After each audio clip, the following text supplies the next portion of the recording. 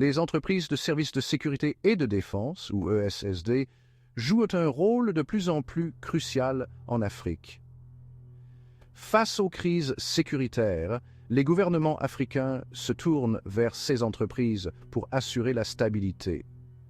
La Chine et la Russie, puissances montantes en matière de sécurité internationale, ont saisi cette opportunité pour étendre leur influence sur le continent.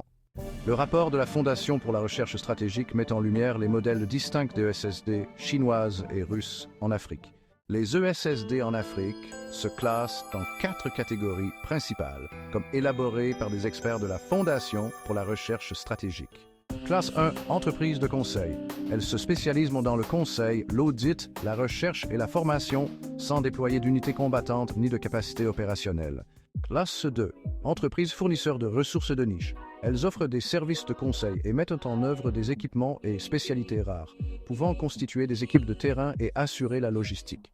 Classe 3, entreprise à capacité opérationnelle cohérente, capable de fédérer plusieurs entreprises et d'opérer en cluster pour des fonctions opérationnelles complètes. Ces entreprises disposent de capacités avancées comme le commandement, la surveillance, la reconnaissance et la guerre électronique. Et classe 4, entreprises aux activités dépassant la fourniture de services de sécurité. Dotées de capacités opérationnelles sophistiquées, ces entreprises peuvent mener des activités politiques et stratégiques disposant d'une grande autonomie pour répondre aux intérêts de leurs fondateurs et du régime.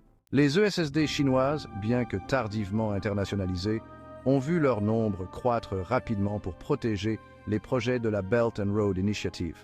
Principalement de classe 2, ces entreprises fournissent des services de niche comme l'évaluation des risques et la protection de sites. Elles jouent également un rôle clé dans la diplomatie sécuritaire de Pékin. En revanche, les ESSD russes étaient dominés par le groupe Wagner, connu pour ses opérations secrètes et son soutien à des régimes alliés. La mort d'Evgeny Prigojine en 2023 a provoqué une réorganisation sous la tutelle du Kremlin, donnant naissance à Africa Corps. Malgré des stratégies différentes, ces ESSD posent des défis stratégiques majeurs pour la France. Les forces armées françaises doivent s'adapter en renforçant la coopération avec les partenaires africains, en développant des capacités asymétriques et en intégrant des dimensions économiques et politiques dans leur planification. Pour rester compétitives face à ces acteurs, les forces françaises doivent intensifier la surveillance, augmenter la coopération régionale et offrir des formations avancées. Une diplomatie proactive est également essentielle pour limiter la dépendance des pays africains envers les ESSD russes et chinoises. Comprendre ces typologies permet d'anticiper les implications des ESSD russes et chinoises en Afrique et d'adapter les réponses sécuritaires en conséquence.